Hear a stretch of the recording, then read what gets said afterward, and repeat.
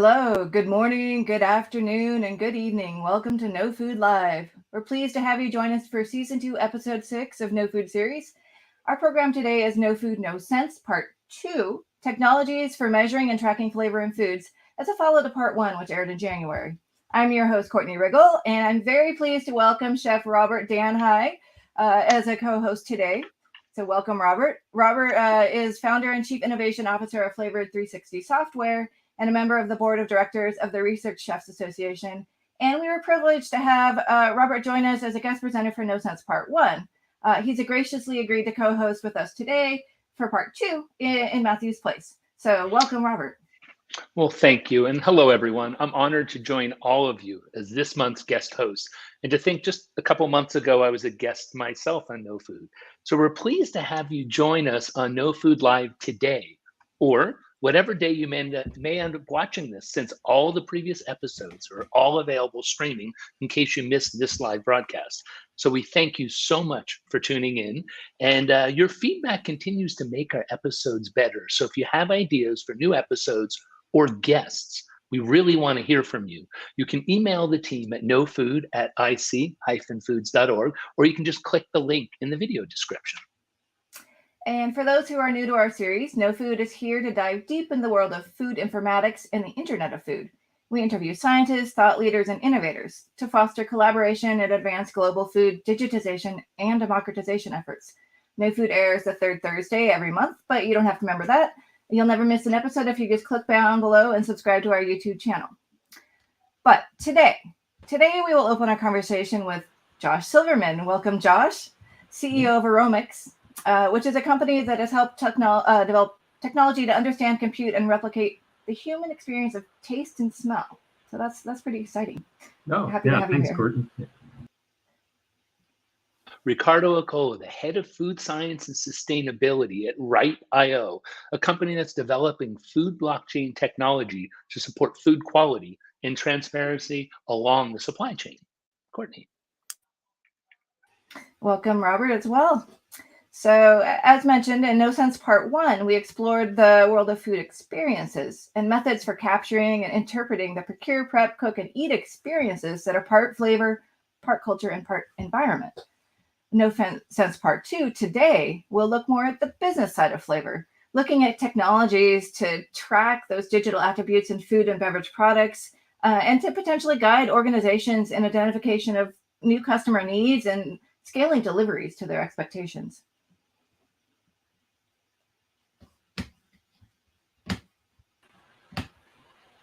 2 decades in biotechnology research, development, and commercialization, he's become a thought leader. He's raised over $300 million in venture funding. A scientist by trade, he also has 90 approved and pending patent applications. So welcome, Josh. Thank you so much for joining us today. And we're excited to really learn more about how Aromics and your team has developed sensor technology in combination with software, AI programs to understand, compute, replicate, and the human experience of taste and smell. So quickly, before you start, Josh, let me remind our live stream audience to type your questions into the YouTube comments at any point during the show. We'll see and respond to them live. So Josh, why don't you take us away? Yeah. Thanks very much, Robert, and thanks, Courtney, as well for the invitation. Really excited to be able to participate in this great broadcast this morning. And really looking forward to the questions from the audience as well. So just want to run through at a high level what Aromics does and kind of give you a core look at, very high level core look at the technology and then some of the applications that we're doing in this data science applications. So, and maybe this is preaching to the choir a little bit with this audience, but I assume most people are aware that human taste and smell is astonishing. We are literally some of the most sensitive chemical detectors on the planet. We are able to detect and discriminate more than 1 trillion different odors and flavors. We pick out, tiny differences in molecular composition, every second of every day without even thinking about it, right? And the way that we are able to do this is through just a few hundred receptors that line our nose and tongue that are able to bind to and detect specific chemicals in the environment or the wine or the coffee, whatever it is that we're dealing with.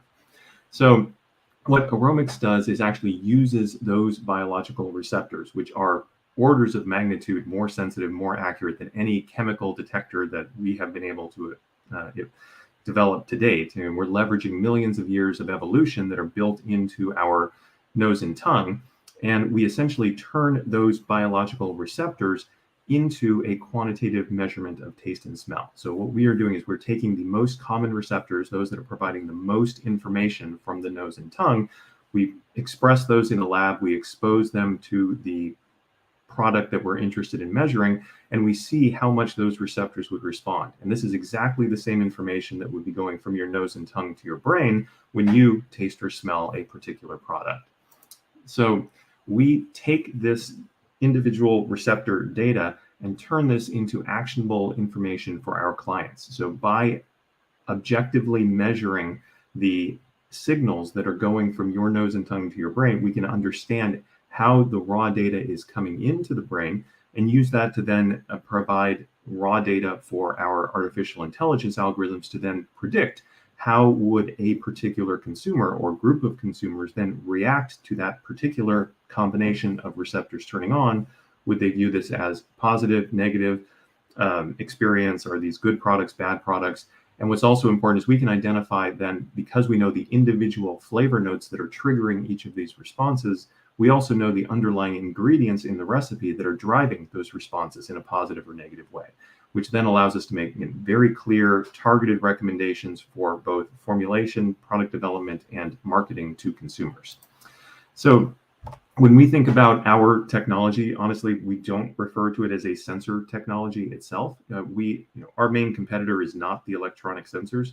Our competitor is the human tasting panel, right? So if you think about like how is taste and smell measured today, the human tasting panel is absolutely standard in the industry, right? You put 20 people in a room, 50 people in a room, you have them all taste the product, and then they tell you sort of subjectively what do they think about it. Now, obviously, this gives you human sensory relevant data because you are using human sensors to get this. But time consuming, there's exposure limitations. You can only effectively expose people to 5 or 6 products at a time before they start going nose blind. They can't tell the difference anymore. The data quality that you get out is very subjective, highly variable on the types of people, the number of people that you're going after. And if you don't understand the very underlying variability in the subjects, how do you design a study that actually gives you statistically relevant data to make conclusions? So that's very hard. The other side, because aromics is using the human biological system, the receptors themselves, we do get data that's very relevant, directly relevant to humans, but it's very fast, very precise, much more scalable, unbiased, and allows us to explicitly measure the genetic variability within the human population and be able to then model that data to that population rather than trying to randomly sample, if that makes sense, and without going into a whole lot of detail. But just to get into a little bit of the again, how does this work, right? So we go from odor and flavor space. All these products in the environment are producing odor chemicals, flavor chemicals, which then get translated into this receptor space. So odor and flavor space is essentially infinite. You think about all of the chemicals that are present in the environment and all of the possible combinations of those, and the space is massive and gigantic. Receptor space becomes very defined because, again, we have a few hundred receptors in the nose and tongue, and the relative signal on those is the only input that's going into your brain when you taste or smell something. So we go from that infinite space to a very defined receptor space. And then typically what happens in the brain is those sets of receptors are then combined in the olfactory bulb to create a information processing and then give you that perception of this is, cherry, cheese, coffee, etc. And again, is this good coffee, bad coffee, that sort of thing. So this combinatorial space and the processing that's going on in the brain, that is what we mimic in our system in the lab. And what we can do then is, using that information, turn these into quantitative mappings of products based on specific perceptual notes, again, specific receptors turning on. And we can create these maps, principal component analysis, multidimensional maps, where we can then identify specifically how do various products relate to each other in human perception, and how different people would then actually move that map around. So this might be a map for one person who sees these different wines being same or different across certain flavor notes. But different people have different versions of these receptors. They have different mappings in their brain, and we can then model that to create a new map based on an individual consumer's preferences and background. And we do this through multiple levels of data. So on one hand, again, we have the core receptor data that is used as our objective baseline. And then we layer onto that emotional data, human perception data, behavioral data, all of these other more standard subjective measurements. But because we have this quantitative receptor data to relate these things to, we can actually start to isolate variables and understand what is the core underlying insight that our customers can then action off of. So from that, again, I think I touched on this, I'm sorry, a little out of order, but this idea of personalized attribution and recommendation is something we're spending a lot of time on. Again, we know anecdotally, I mean, all of us realize, I don't like the same things you do. Like the types of coffees that are my favorite are different than yours. And a lot of that personal preference comes back to actually our individual mappings of flavor profiles, both the inputs to our brain, because our receptors are slightly different, but how our brains are mapping those are also slightly different. And two people may map these different products differently. But again, if you can understand that, now you can actually start matching consumers to the products that they will actually like the best. And we see this as a really important feature of e-commerce. In one hand, if I like a certain type of fruit, right, and you go to the store and you can see, like, I like my peaches extra ripe, for example, right? You can go to the store, you can smell it, you can take a sample, you can say, oh yeah, these peaches are great today, I'm going to buy it. This is something that we've lost the ability to do as we move to e-commerce, right? And we know that e-commerce in the fresh food industry, in the sort of smell and flavor-based product industry has been suffering in growth because consumers don't necessarily have that confidence that they see a picture on the screen and they know they're going to like it. And certainly the more expensive that product is, as we talk about higher quality foods and things of that nature, the harder and harder it is for them to make that purchase decision if they don't have confidence that they're actually going to like that product going forward. And so, we see over and over again, consumers think that endless choice is good, but choice paralysis is a real thing. And especially online, if you don't have a way to sort through it, an online shop where you have 20 different versions of a healthy food product can often be paralyzing to consumers. And we see this in the interest of time, we won't necessarily go through each of these examples. But again, we can see this in actual real world experience. The more choices you offer with the less information, the consumers actually tend to do worse and make fewer purchases. So what Aromix can do now is by identifying how and mapping how individual consumers can react to those particular flavor profiles, we can make targeted, personalized recommendations to somebody with the confidence of data and science behind it. So not a non-subjective tool to connect consumers to healthier products that we think they will like, and we can really drive that. Yes, and here's the Gorbachev quote. Yeah.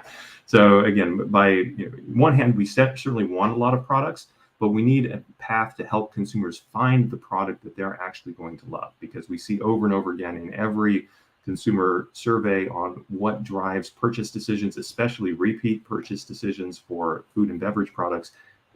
Does the consumer like it, right? And I think we all can relate to that. So with that, let me just stop there. Thank you very much. Happy to take questions and have the discussion in the next phase. Great, thank you, Josh. Super exciting, and I can see so many different directions that this could go, and actually different directions I'd like to pull information out of your brain on. So just to keep it focused right now, before we get to the broader conversation, thinking about how you're able to kind of tease apart individual preference profiles, have you been able to, it seems like it's very individual at this point, have you been able to kind of lump those into kind of cultural groups or tied to genetics, and how are you able to go from the specific to the broader for that bigger marketing picture. Yeah, so I mean, actually, what we did, we started with those broader cultural groups and genetics. And so what's, the genetics in particular is something that we're very good at because again, we are using the biological receptors directly. And this is something that, any electronic sensor has a very hard time with trying to model because you don't know what the underlying diversity is. We know exactly what the underlying diversity is because we have access to all of the human genome sequencing data out there, tens of thousands of human genomes collected from people all around the world. And every one of those genome sequences has all of the receptors in your nose and tongue and the sequence of all of those present. And so we know, what are the naturally occurring variations of each of those receptors. We know where they occur in what populations. And then we know from our internal database and testing which of those receptors are important for recognizing a flavor. And again, if this is a negative flavor and you have people in Africa who are hypersensitive to that negative flavor, they're not going to like the product. And these are real examples we've seen in real products that our customers have come to us with, right? And then but you can find a different version of that same receptor that's highly present in the US, for example, that is not sensitive at all to that negative flavor. And people in the US, have no problem with it. They think the product tastes great. So that idea of being able to sort of define at high grouping of, ethnicities and again, likelihood of that particular natural variant of that gene occurring in that population, which allows us to sort of make predictions around how that population will react is sort of where we started. But once you can start doing this on population basis, now as you start narrowing in on the individual, what we're really trying to do is assign each individual kind of using our app to these sort of pre-existing larger groups that we've set up, right? And actually, this is an interesting part of the data analysis that I think we get into a lot. A lot of people sort of like to think about normal distributions, Gaussian distributions, and say, okay, I'm going to target my product to the average consumer, right? And we're going to have something that tastes good to the average person. And then, hopefully that's going to be, 90% of the consumers, and then there's going to be tails on either side. And what we find, again, by looking at these genetics, these are not normal distributions at all. These are multimodal distributions, right? So you think of, a two-peak version where there's people who like the product and people who hate the product. And you try to go towards the average and there's nobody in the middle, right? Because people are on one side or the other. You think of people who like cilantro versus people who think cilantro tastes like soap, right? And it turns out that's one genetic change in one receptor in the nose. But there's no average, right? Well, I guess maybe there's a few averages, but you're on the extremes in more cases. And because it is a quantized input into the nose, we see that those multimodal distributions are actually much more common than the Gaussians. And I apologize if I'm being a little more on the technical side here, but that ability to basically identify those two groups and then try to figure out, okay, when I have this new particular consumer coming in, which group do they belong to? Because their reactions to that product are going to be very, very different depending on which of those particular groups they fall into. So this idea of kind of marketing to the average, honestly, we think is why companies have had such a hard time with new product development, new product launches, especially as they move into new geographies, is because there is no such thing as an average. Or, well, there are no people that represent the average, right? You can always calculate an average, but is it meaningful or not? And we think in many cases it's just not. So. Yeah, that could be a really huge evolution in the whole food industry, right? Just being able to focus on those specific subgroups. So, Great. Well, we'll be digging into this more as we go, but let's switch gears now. And thank you so much, Josh, again for that great introduction, and welcome Ricardo Acola. So Dr. Ricardo Acola is the head of food science and sustainability at Ripe.io, which is a food tech startup applying distributed ledger technology or blockchain to create more transparent and sustainable supply chains. So Ricardo is a neuroscientist by training and has tons of expertise in food and flavor perception and in the industry even more broadly, particularly in innovation and product development in the food and flavor industry. And so pleased to have you join us today, Ricardo. And can you just talk with us more about your work in flavor and how do you envision a distributive ledger systems becoming tools to improve ultimately the flavor of our foods? Absolutely. Well, thanks, Courtney. Thanks, Rob, for having me on board. I'm really happy that I follow Josh's presentation, and I'm a big fan of Aromics as well. And as a disclaimer, I am part of the population that doesn't like cilantro, and that's the problem, being married to a Latin American woman that obviously cooks a lot with cilantro. So today I'm gonna kind of have a systems look at how we can digitize flavor, and I'm gonna especially focus on how we apply distributed ledger or blockchain technology to connect the different stages of the supply chain, and to also collect flavor information that will be very important to improve the overall quality of the food system. So a bit about my journey in food and flavor innovation started with my heritage. I'm from northern Italy, a wine producing region, exposed very early to different kinds of flavor. I went to study taste physiology and olfaction physiology during my PhD. Then I moved to product innovation, where I really focused on novel ingredients that would reduce sugar, salt, and fat in food, and also on the product formulation with functional food with a Chinese startup called Viva Nutrition. I'm since 2018 working with Ripe.io, looking at the entire system innovation. So Josh already mentioned that on flavor perception, but I wanted to really focus on the fact that flavor is a combination of signals that are coming from all the different sensory systems. Obviously, olfaction and taste are the two main systems, but flavor perception is complex because it also includes texture, some visual components, some sound when we think about crunchiness of chips, for example. And all those signals then convert to create a holistic flavor perception in a specific area of the brain. And those that flavor perception that we have is modulated by many factors. Josh touched upon genetics, age, sensory-sensory interactions. So multisensory interaction is very relevant. Not to talk about the cognitive and memory factors that are influencing the way we perceive or also we prefer certain food or flavors. So that complexity makes it harder to digitize flavor, because flavor is not linked like vision or sound to a specific physical dimension. It's a multi-dimensional perception, and therefore much harder to digitize. First of all, why do we want to digitize flavor? We already heard about consumer preference and product development, which are two major factors on why we want to create intelligence around flavor, to kind of create the product of the future based on consumer preferences. It is also used for quality control, understanding the quality of a given ingredient and the composition of the given ingredient as well. Or when we apply blockchain to look at the quality of the food system as a whole. And the tools we have at our disposal are obviously sensors.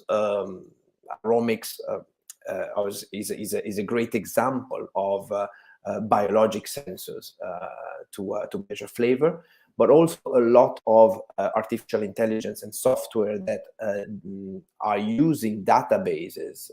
And I'm going to give you some examples in a minute, to bring intelligence into product development.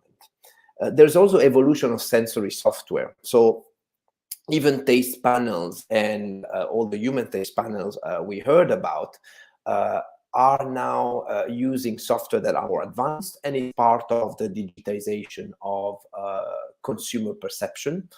And I'm going to obviously focus on blockchain as a manner to aggregate data coming from different sources and create intelligence that goes from the farm all the way to fork.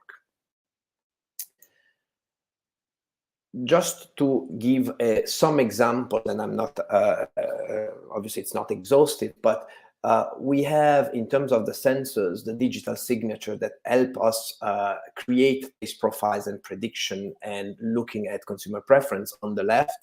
The most sophisticated are the ones Josh is working on, of course, mimicking the human biology. There are other systems that are using different technologies to create them some let's say, fingerprint of the odors or flavors to then be used for consistency, for quality control, for authenticity as well. And then on the right side of the screen, you see some sensors that are focusing on specific measurements that are often used to measure ripeness, mold, fruit safety, some nutritional properties. So we have some evolution in the sensor spectrum that can be used according to what is the objective that we want to achieve as a challenge in the supply chain.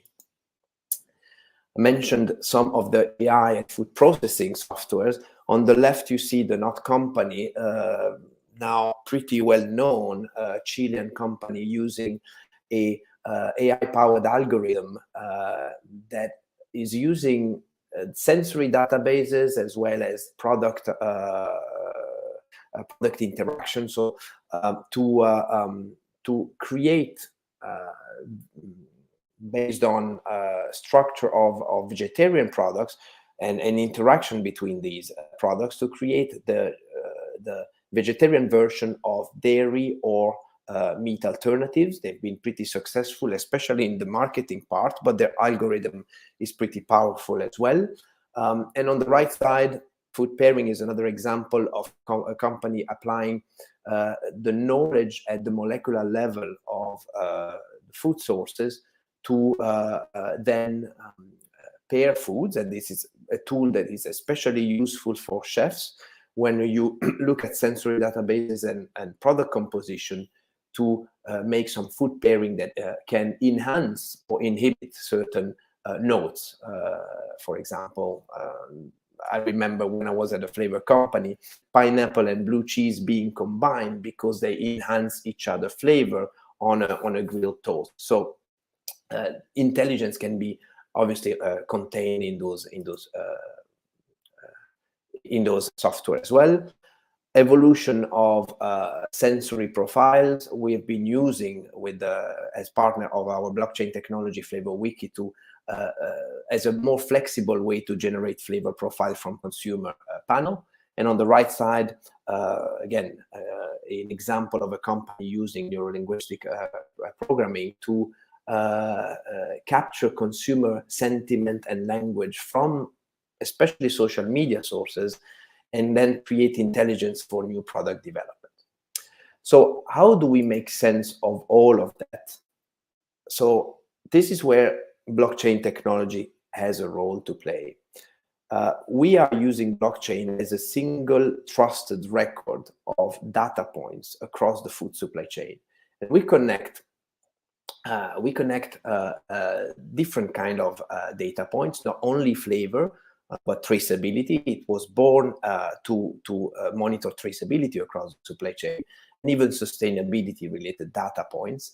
And we can collect the data from all the different sources. Some of them were mentioned in the slides before: sensors, some existing database, ERP systems, so management systems of farms or food companies across the value chain. And we create that connection between the different stages that will create basically the digital twin of a food item that is flowing through the supply chain.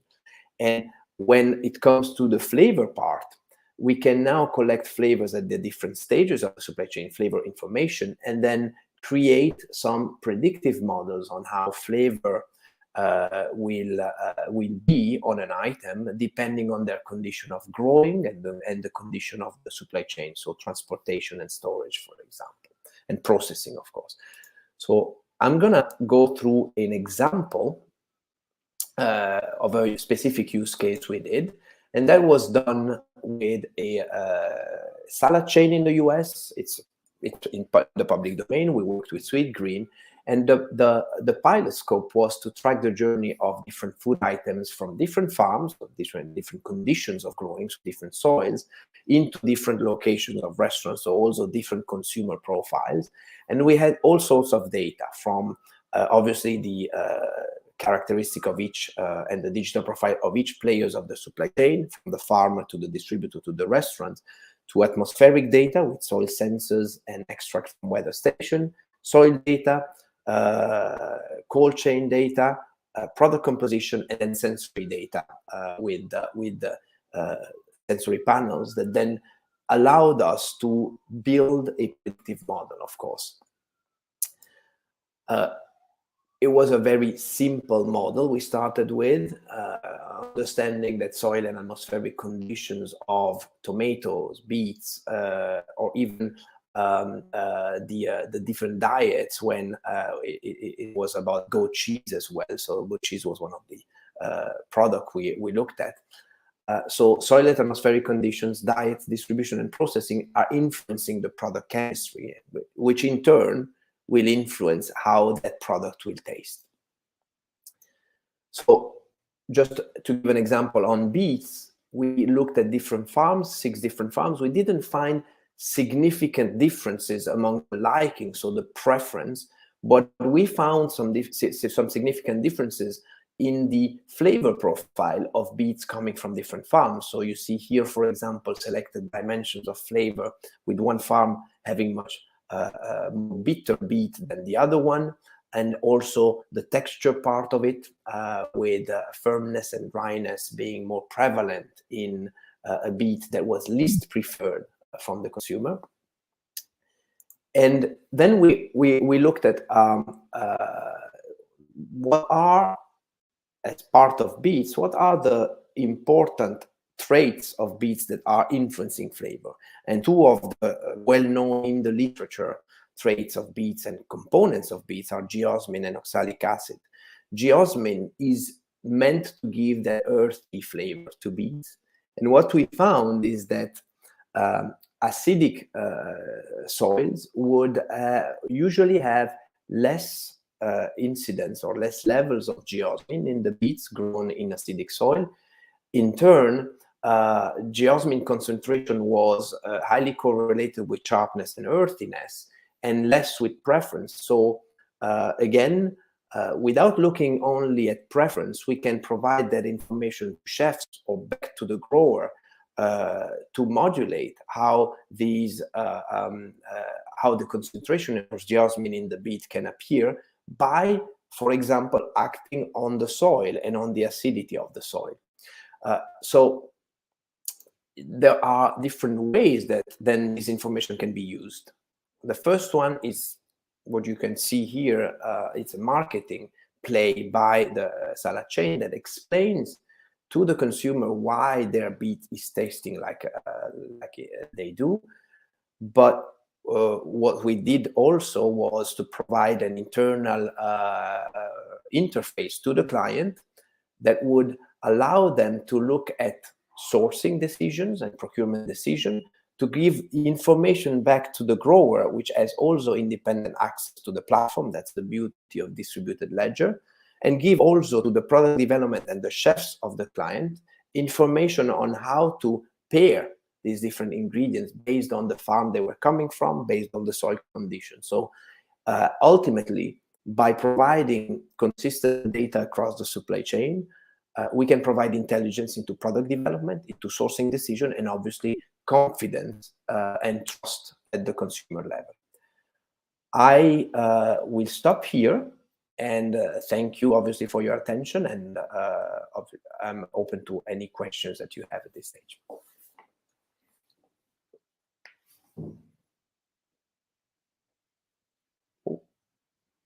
Robert, I think you're mute.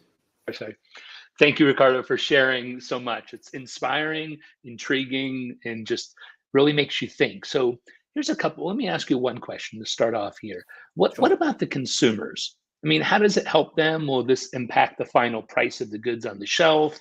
Tell us a little bit more how it's going to impact the final consumers. So in general, I'm going to answer in 2 ways. The first is how is blockchain impacting consumer at large? So we have different use cases where blockchain is used to build trust.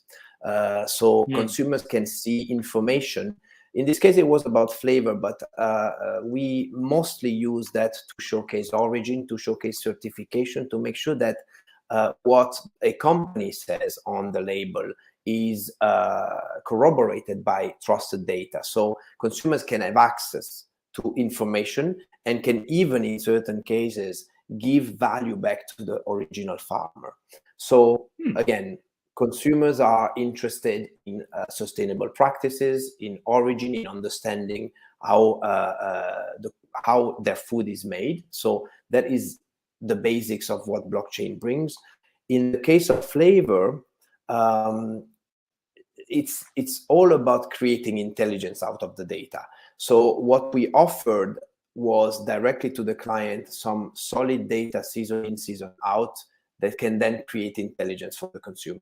How you use that information, including the panels, and creating different preference groups of consumers. For example, the restaurant chain can use that to create different menu according to the culture or the preference of a given consumer pool in a given location. That was done. The consumer was very interested in also seeing their own flavor profile and how that could be linked to the composition of a salad, for example, and how they could make choice based on what they like. So that was a way consumers could use that information. Excellent. So maybe just better flavor and getting things exactly what they want when they want it in their area. Because if you can parse this by regionality, up to this point, you could see a restaurant chain often doing limited time offers in regions. But it may even be the same recipe, modified according to where it is or even where the source of the ingredient comes from. So we can have different recipes Absolutely. Right. Okay. Well, Courtney, I'll pass it back to you. Thank you so much, Ricardo. Yeah, so why don't we invite let's get everyone back on screen. And actually, while we're on this consumer thread, I think there's a lot we can dive into here. Questions for both of you that's kind of in the same vein, but a little bit different. And Ricardo, let's stay with you for just a second. So I think clearly there's so many applications to being able to have a finer understanding of what's kind of in the food product as it goes through the supply chain, and even how each step of the supply chain impacts it. But that knowledge is predicated on having the data coming in, right? And having a lot of these sensors deployed out in the field in various locations. And my question for you is, how close are we to actually having kind of the volume of data coming in to make a broader impact on the system as who's using this kind of data, or who is already using this kind of data, and where do you see that going? So in terms of flavor prediction, there's a lot of variables there.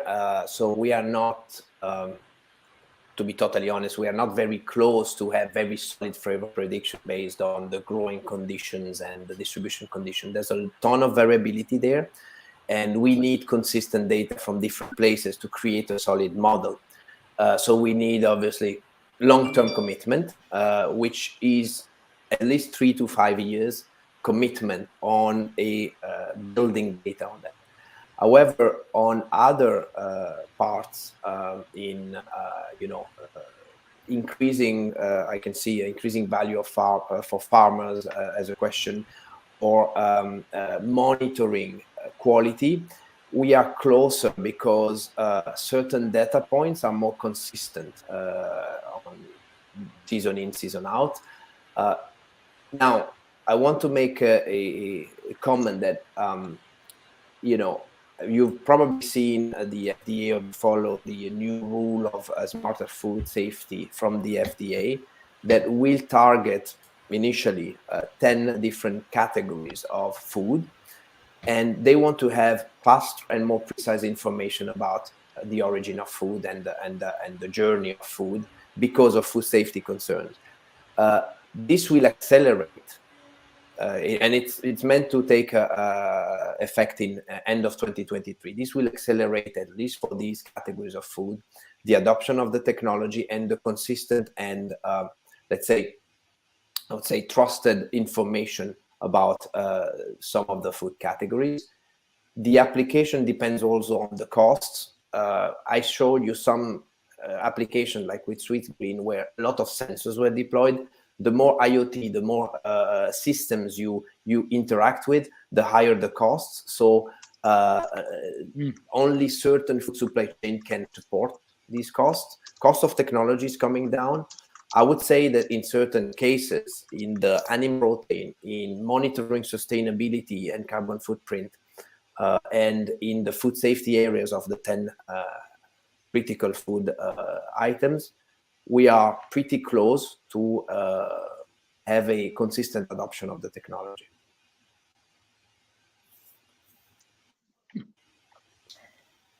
That's a huge change. So looking forward to seeing how this progresses as well. So kind of on the same, thank you, Ricardo. That's really interesting. On the same consumer thread. So Josh, I want to ask you, you talked a lot about how kind of having these more fine-tuned understanding of taste perceptions and how it is deployed in food can really impact product development. But have you started making inroads kind of on the personalized taste side, or where do you see that opportunity? Yeah, absolutely. I think personalized taste, again, it comes back to there is no such thing as a generic consumer, right? And we say, and actually the beet example that Ricardo uses is good. That's another one I use besides cilantro, that, some people are hypersensitive super tasters to geosmin, right? And these are the people who think beets taste like dirt and think they're terrible, right? Right. And so, for some people, that high geosmin level is going to be the worst possible thing they could ever eat. And then for other people, they're not going to be sensitive to it at all, and they're not going to care, right? They're not even going to notice that extra geosmin. So again, it's all about identifying, what tastes good to you as an individual, and how do you actually match your particular preferences to the features that matter in the food product that you're dealing with. And we've seen this tied directly to actual purchase trends. We had one customer who was looking at sales trends of blueberry muffins, for example, and was watching them change throughout the year. And they were seeing very interesting cyclical patterns in their consumers, right? Or sorry, their stores, that blueberry muffins would be selling really well in the wintertime, but selling poorly in the summer, or vice versa. I can't remember, one of the two. And what they were able to tie it back to is where they were sourcing their raw ingredients from. And they were getting blueberries from, of a different variety from a different vendor, which tasted different. And it turned out their consumers liked one of those sources of blueberries far better than the other. So very much with Ricardo on, tracking these things and understanding, but the link to those individual features and which group of consumer is actually going to find those products better or worse. I think that's something that is challenging if you don't have a good way to measure it. And they have retail store data from hundreds of stores. So in theory, that's tens of thousands of consumers, which is great. Generating that data on the fly is really expensive, right? And it takes a lot of time, it takes a lot of effort, right? And so, retrospectively, you can look back at these things, but how do you predict? How do you figure out, okay, now I know which blueberries taste good in muffins. How do I generalize that to the blueberry that's going to taste better, in pancakes? Like, is it really going to be the same or not? And, sometimes it is, sometimes it isn't. So, that idea of how these different chemicals and ingredients interact with each other. And when we talk about food pairings, right? Sometimes, the blue cheese and pineapple works really well for some people. For others, if they hate blue cheese, it's never going to work. So again, it comes back to, it's all about sort of subdividing and understanding individualized preferences and being able to then, so on one hand, understand, but actually the other piece that we think is actually really important is how do you actually communicate this to the consumer? How do you give the consumer confidence that we actually understand their profiles, we understand what's going to taste good to them? Like, there has to be some science behind it, because honestly, as a consumer, even I personally am burned because there's no good way to communicate it. You go into the store, you read these testimonials, right? And every single product gets the generic, this tastes great, right? Best tasting plant-based dairy on the market. What does that mean? Like, do I, as if I read that, it's a meaningless statement to me, because whoever was doing that survey, is it relevant to me at all? Probably not. Right. And again, consumers have just been so inundated with these vague, generic, taste great statements that, again, they just ignore it. So if you don't have a way to actually communicate to that audience, this is why this is actually going to taste good to you. We know something about you. We know something about the underlying product. We can match those things together in some rigorous scientific way. And again, how do you communicate that to an average consumer is a challenge in itself. But you have to get beyond that very generic marketing statement of, oh, yeah, this is a great tasting product. Because, yeah, that doesn't work. We know that doesn't work. Yeah. Well, we're actually getting quite a few questions coming in from the YouTube side, so let's pop up some of those. And actually, I think Matthew has a couple here too. I think he's sad he's not with us in person, but he's definitely with us in spirit here. So so here's one from Matthew actually, and it's, Josh, what does deployment at Aromix look like? Is it lab scale, pilot scale, or more widely? And what will it take to advance at each level? So how do we really get this technology deployed where we can use it? Yeah, well, so the major thing that's been limiting us is capacity. So one is we are at commercial scale today, right? So we have revenue, we have multi-billion-dollar corporate partners who are coming in and getting products tested with us. We're deploying this technology. It's live in front of consumers, making recommendations to products today and expanding into multiple countries. So from that standpoint, it is commercialized. This is not lab scale. This is not pilot scale. This is real and out there. Now, it is somewhat challenging because these are not mass-produced electronic sensors. That this is not something that you would go out and deploy in a field. This is something that requires data science and real testing. So we have been capacity constrained for the last couple of years in terms of how much data we can generate within a certain amount of time. That is, we are overcoming that now with automation and robotics. So rather than having people doing, and by people, scientists in a lab doing one-by-one testing, we have now automated systems where we can run through hundreds or thousands of samples per week. We have multiple companies now really scaling up and doing a lot of this, and we're looking at, let's say we're very early stages, but we're looking at putting satellite labs in different countries so that we can again debottleneck our internal processes. But yeah, it's all about data generation, and the higher the quality data you want, obviously the more work it takes to get there.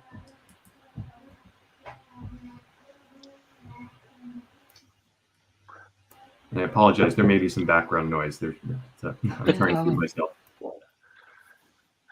So Josh, question for you. You mentioned earlier, I think it's a really important point, especially in America, walking into a market. And sometimes there's that, analysis paralysis. There's so many items. And if you look back to the original, horizontal segmentation development, what led to a lot of this, of realizing that there is no perfect tomato sauce, right? There's only perfect tomato sauces. And so it seems like in R&D, because we are in the food business. And so it needs to get to the consumer and be sold, and that comes back. So we went really wide, and we have more products than ever. So it seems like what you're doing is you're helping bring it back in and narrow down on certain things and how you communicate it. Because you've mentioned sensors, Yep. You've mentioned taste, aroma, but as you also talked about, was consumers are going to buy this because of what they see, not what they taste, at least for the first time. So talk more about that whole thing, about communicating it. No, 100%. And yes, we have seen that explosion of products because we know that consumers like different things, right? And some products sell really well in some marketplaces. And because there is such a lack of data and such a lack of predictability of what products are going to do well, companies have had to go with the shotgun approach, right? Or retailers have to go with the shotgun approach. They need a variety on the shelves because they have to, at least have a chance for a consumer to find the product that they like. Right. And the statistics on this, there's over 30,000 new CPG and formulated food projects launched every year. But on average, only 20% of them succeed. So, 80% of those products are not on store shelves a year after their introduction. Right. And that, obviously there's a lot of reasons why products fail. We don't want to say it's 100% taste and flavor, but that certainly is the biggest one. And one of the real challenges, again, the consumer goes in, because we don't know what consumer is going to like what product, or the retailer doesn't know, you're relying on the consumer to pick, right? And again, it's all trial and error, right? So the consumer walks in, they look at this, like, I like the packaging on this one, I'm going to try it this week. Right. They take it home, they try it, they love it, great. They come back, they buy it again, no problem. They hate it, right? Okay, like, they're not going to buy it again. But then the real question comes: are they going to buy in that category again? And you think about, existing stuff like bread and so on. Okay, there's some confidence that there's some good breads out there. But when we also start thinking about kind of new categories, plant-based dairy, plant-based cheeses, right? I this is personal experience, but I've heard it from consumers as well. Like, you try a plant-based cheese and it's terrible. Are you really going to go back next week and say, I'm going to try the next plant-based cheese? Or it's like, no, you know what? I'm just going to go with my normal cheddar because I know I have confidence that that works, right? So you're creating risk aversion in every time they get the wrong thing, the consumer is less willing to try something new in that category, which again makes it harder and harder, right? How do you convince the consumer to venture outside of their old standards, right? And to do something new. So there are real downsides to this trial and error process we're forcing on the consumers. So I think absolutely, like, again, choice is great. Like you said, we need all of those different varieties of tomato sauce because we know, people have different preferences. And if you want to be able to cater to everyone's preferences, you need 40 or 50 different kinds of tomato sauce. There is no magic bullet, but it's that matching process. How do you give people all of this opportunity, but not force them to try every single one before they can find what they want? Because again, that is the real bottleneck. And so again, our ability to identify, put those 30 tomato sauces on a map, and we can say, okay, how and why are these things different from each other? And then as a consumer sort of interacts with that, they can say, okay, here's my profile, which we can again target quantitatively, and then say, okay, which of these tomato sauces that I'm searching between is closest to my profile, right? And be able to actually show them that. Right. And it seems like, Josh, though, you mentioned earlier about the distribution channel, right? We've moved from this old school, there's this retail physical space, and there's this food service space, to more of an omnichannel approach and delivery. So it seems like the folks that are doing online commerce actually have an advantage, because you often know who is literally at that door front where people walk into a live market. You don't know necessarily who they are yet. Or do we? Yeah, I mean, it's a double-edged sword. So we can interface with things like loyalty programs and things. So you do have some information about the consumer that you can target. But yeah, certainly online you have the advantage of knowing more about it. You ideally get purchase history. You can have them fill out questionnaires. You can learn more about them and give them much more. And again, the benefit is you get a more targeted thing.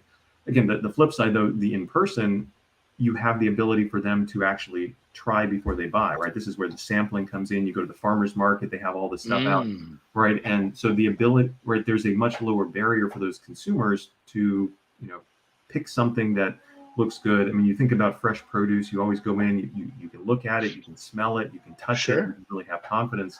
Again, we're seeing the flip side today and the online of having more information about the consumer, just the hesitancy because of lack of information is much, much higher. And again, the more expensive that is. So when you think about buying wine online, you think about buying perfumes online, like these are really expensive decisions. And, are you really going to buy that wine, that the $200 bottle of wine that you've never tasted before?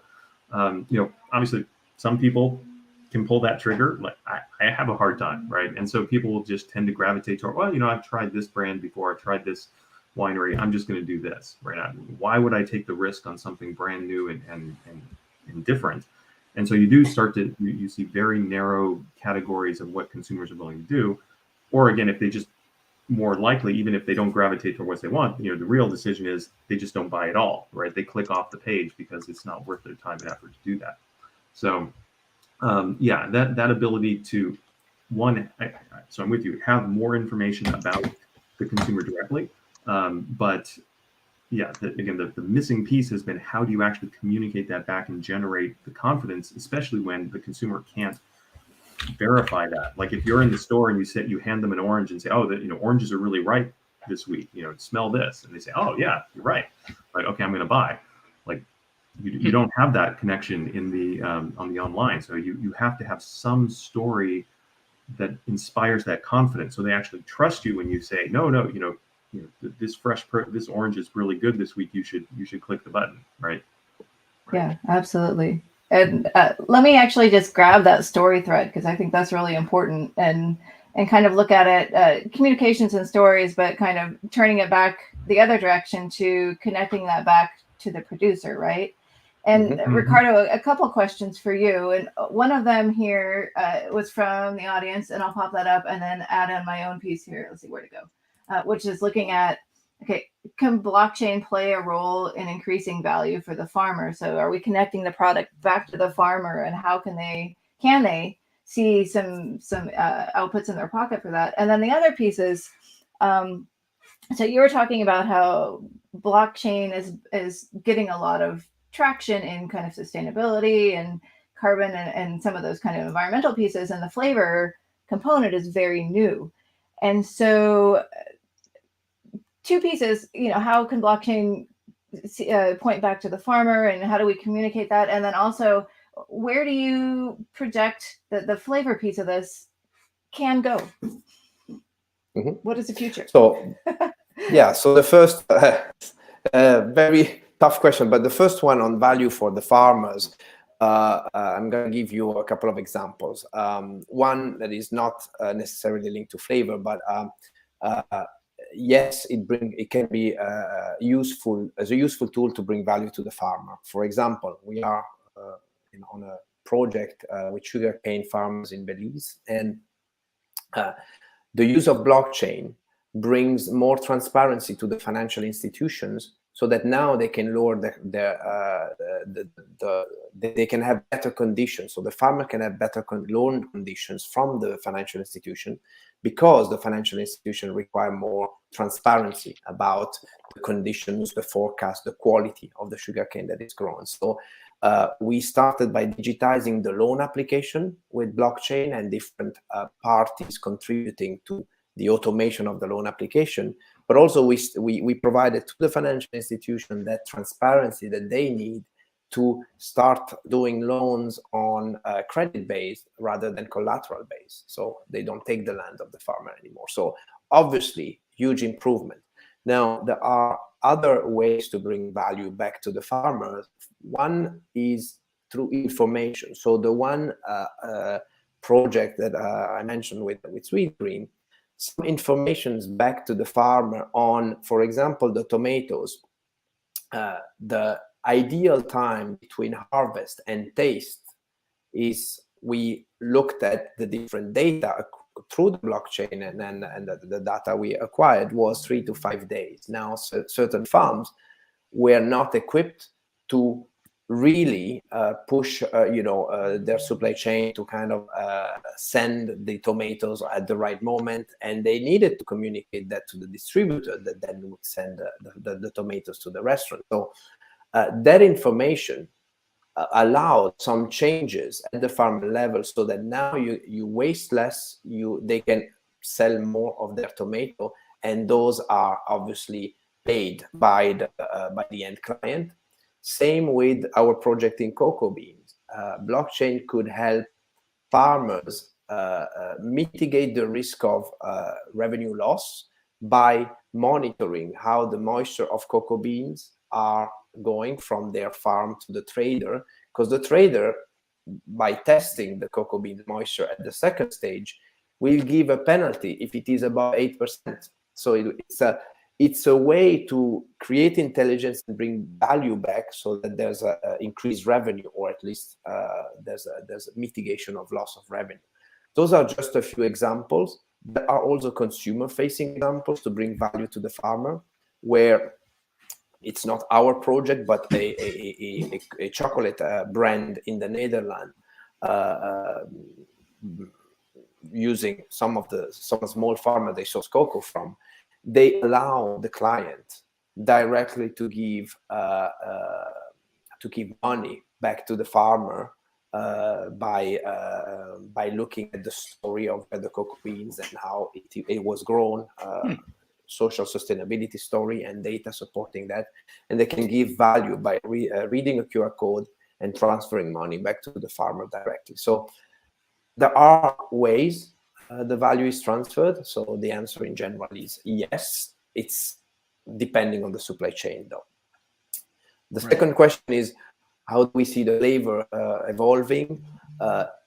I see flavor as one of the buckets of quality of food. So we see that as one of the important determinants. So we want to get connected to Aromics. We want to get connected to Flavor Wiki. We want to get connected to other sensors and to other data providers so that can create more intelligence. This intelligence can help also, as we have the nutrigenomic kits or the microbiome kits, can help also provide intelligence from the individual consumers that then can be used to create new products and recipes. One comment on the diversity and the choices. First of all, retail versus online, both at the retail location and online location, using blockchain to provide information on the upstream part of the supply chain can be useful for decision making, obviously at the consumer level.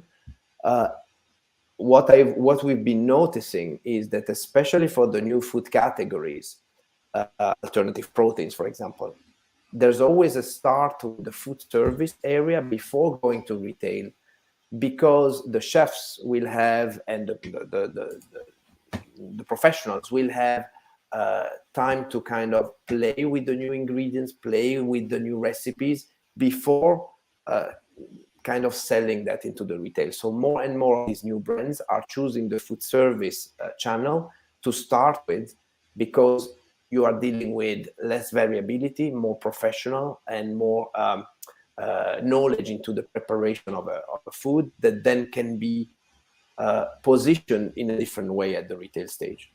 This doesn't obviously solve the incredible variability of consumers, but it helps. Right. Great. Well, this has been a great conversation. And I have to say, I just looked down and we're out of time already. So thank you both so much. Why don't, to our virtual audience, please join me in thanking Josh Silverman and Ricardo Acola for joining us today. This has been really fun. And also thank you, Robert, for guest hosting. We look forward to lots of opportunities for future collaboration and conversations as we go forward. Hey, before we close, we want to invite everyone to join us next month for No Food Wasted, where we'll be joined by Dana Gunders from ReFed, Brian Rowe from Ohio State University, and Ned Spang from UC Davis.